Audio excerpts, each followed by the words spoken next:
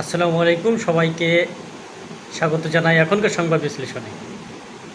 সবাইকে একা রেখে পালিয়ে গেলেন প্রফেসর ডক্টর মোহাম্মদ ইউনূস।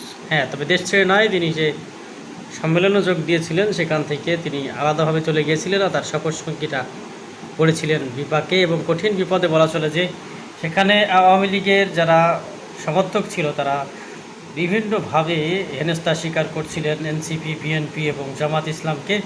আমরা দেখতে পেয়েছি যে এনসিপির মুখ্য সচিব আখতার হোসেনকে হেনস্থা করা হয়েছে, তাসনিম জারাকে অশ্লীল ভাষায় গালিগালাজ করা হয়েছে, যা বাঙালিদের চিরচরিত যে স্বভাব চরিত্র তার প্রকাশ পেয়েছে দেশের পরে দেশের বাইরেও।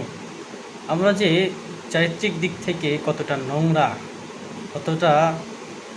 নোংরা মানসিকতা আমাদের, সেটা প্রকাশ পেয়েছে বিদেশের মাটিতে। ধীরে ধীরে বিদেশেও বাংলাদেশ উচ্ছৃঙ্খল হয়ে উঠছে, বিশেষ করে রাজনীতিকে কেন্দ্র করে। সেখানে আর কিছুদিন গেলে বা কিছু বছর বিদেশে বাংলাদেশের সুনাম ব্যাপকভাবে ক্ষতিগ্রস্ত হবে এবং প্রবাসে যারা কাজ করে দেশের রেমিটেন্স যোদ্ধা, যারা দেশের চাকাকে সচল রেখেছিল, তাদের কপালে কঠিন বিপদ আসতে পারে।